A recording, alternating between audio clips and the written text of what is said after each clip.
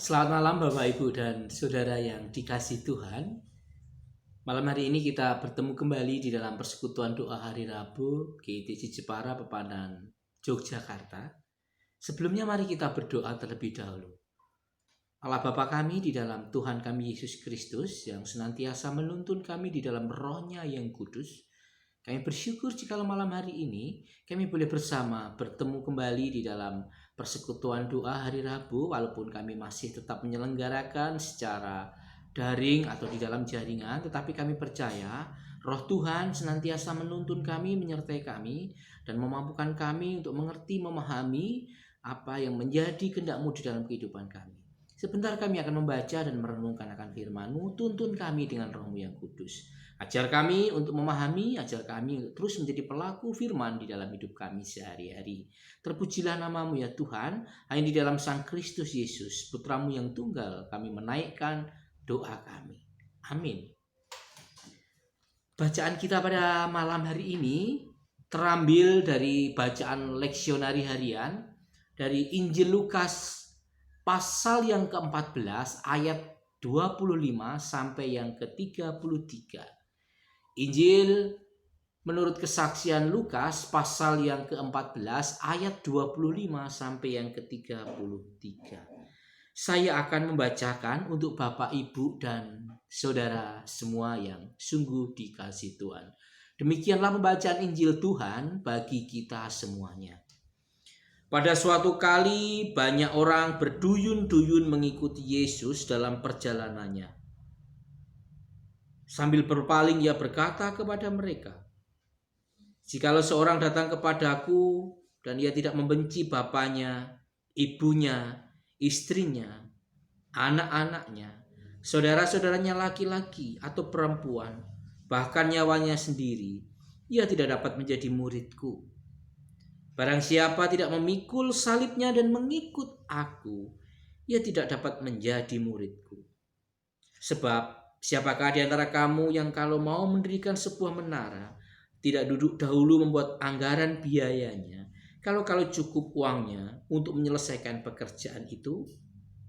Supaya jikalau ia sudah meletakkan dasarnya dan tidak dapat menyelesaikannya, jangan-jangan semua orang yang melihatnya mengejek dia. Sambil berkata, orang itu mulai mendirikan tetapi ia tidak sanggup menyelesaikannya. Atau raja manakah yang kalau mau pergi berperang melawan raja dan tidak duduk dahulu untuk mempertimbangkan apakah dengan 10.000 orang ia sanggup menghadapi lawan yang mendatanginya dengan 20.000 orang? Jikalau tidak, ia akan mengirim utusan selama musuh itu masih jauh untuk menanyakan syarat-syarat perdamaian. Demikian pula lah tiap-tiap orang di antara kamu yang tidak melepaskan dirinya dari segala miliknya tidak dapat menjadi muridku. Garam memang baik, tetapi jika garam juga menjadi tawar, dengan apakah ia diasinkan? Tidak ada lagi gunanya, baik untuk ladang maupun untuk pupuk, dan orang membuangnya saja. Siapa mempunyai telinga untuk mendengar, hendaklah ia mendengar. Demikianlah pembacaan sabda Tuhan untuk kita pada malam hari ini. Dan kita yang berbahagia adalah yang senantiasa tekun untuk membaca, tekun untuk menggumulkannya, dan berusaha untuk terus memahaminya dengan tuntunan Roh Kudus. Dan dengan tuntunan Roh Kudus pula kita mengerjakan dan hidup menjadi pelaku firman Allah. Terpujilah nama Allah Bapa, Putra, dan Roh Kudus. Bapak, Ibu, dan saya kasih Tuhan, salam sejahtera buat kita semuanya.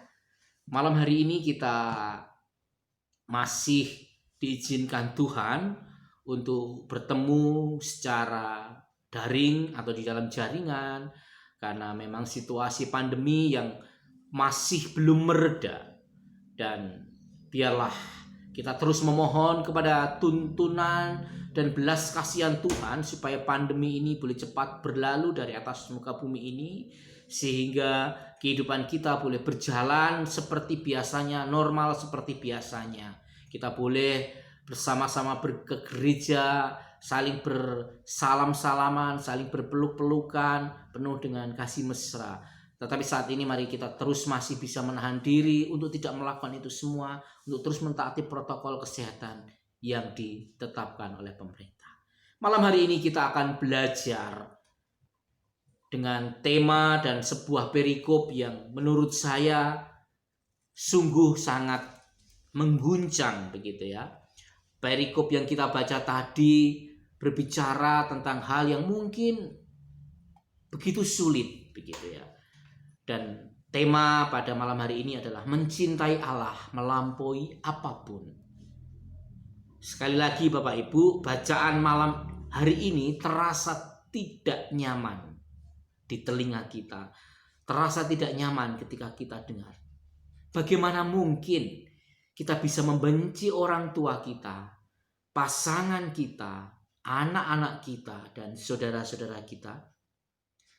Hal tersebut akan sangat kontras dengan perintah dari Yesus yang hampir tiap hari Minggu kita baca dan kita dengarkan, yaitu untuk mengasihi Allah dan juga mengasihi sesama. Bagaimana mungkin gitu ya, isi Alkitab memerintahkan orang-orang yang ada di dalam lingkaran cinta utama kita itu kita benci. Belum lagi perintah untuk tidak mencintai nyawa kita sendiri. Kalau di dalam bahasa orang-orang Jogja semakin tidak cetha, bukan? Tapi mari kita lihat selanjutnya di ayat yang ke-27, di situ dikatakan, barang siapa tidak memikul salibnya dan mengikut aku, ia tidak dapat menjadi muridku. Rupanya Yesus di dalam perikop kita pada malam hari ini ingin menegaskan persoalan-persoalan hidup, kesenangan hidup, hal-hal yang justru kita cintai bisa menjadi jebakan kita semua. Jebakan para pengikut Kristus untuk meninggalkan jalan Tuhan. Untuk meninggalkan, untuk mengabaikan apa yang menjadi kehendak Tuhan melalui firman-Nya. Mari kita bersama melihat kenyataan hidup di dalam keseharian umat manusia. Bukankah ada orang tua, ada pasangan hidup, atau saudara-saudaranya yang bisa memberikan saran, memberikan anjuran, memberikan ajakan dan bahkan perintah yang tidak sesuai dengan kehendak atau firman Tuhan. Ada orang tua yang dengan santainya meminta anaknya supaya mau menikah dengan orang yang tidak seiman, gara-gara calonnya tersebut adalah orang kaya atau dari keluarga yang secara sosial sangat terpandang. Begitu pula ada pasangan suami atau istri yang bisa memberikan pengaruh yang buruk demi untuk mendapatkan harta ataupun mendapatkan kesenangan.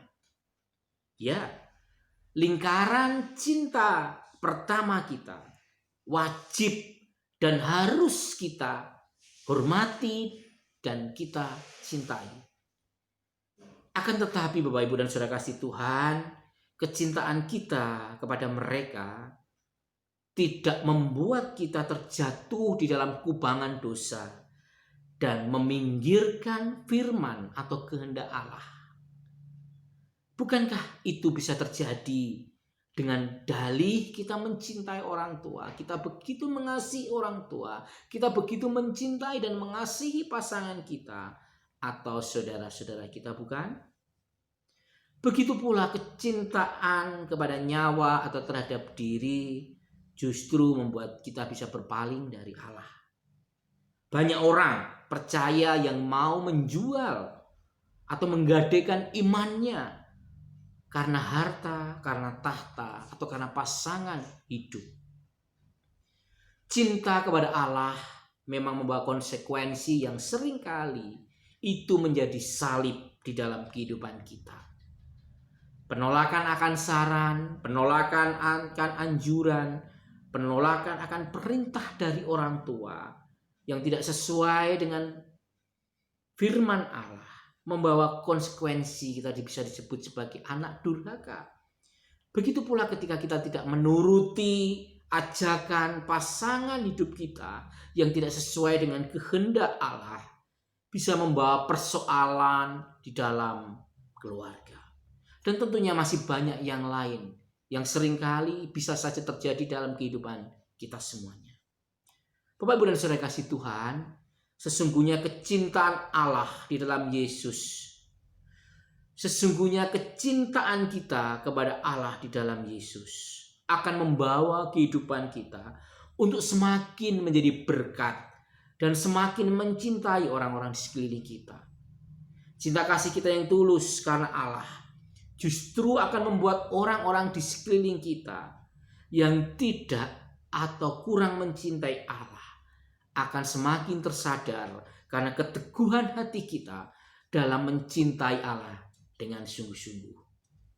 Kehendak untuk senantiasa mengiyai atau mengikuti kemauan orang-orang di sekeliling kita yang tidak berpadanan dengan firman Allah justru akan membawa kehancuran dalam kehidupan bersama. Alih-alih membawa kehidupan makin sejahtera atau damai sejahtera, yang ada justru akan membawa derita di dalam kehidupan kita bersama. Kecintaan Allah secara total justru akan membawa selamat diri kita dan orang-orang yang ada di dalam lingkaran pertama cinta kita. Semakin kita mencintai Allah, akan membuat orang-orang tersebut tidak akan kita biarkan tersesat, tidak akan kita biarkan berpaling dari firman Allah, tidak akan kita biarkan nggugu karepe dhewe. Yakinlah bahwa mencintai Allah secara total akan membawa damai dan sejahtera yang melampaui akal dan pemahaman kita. Biar ini kita kerjakan untuk hormat dan kemuliaan nama Tuhan. Amin.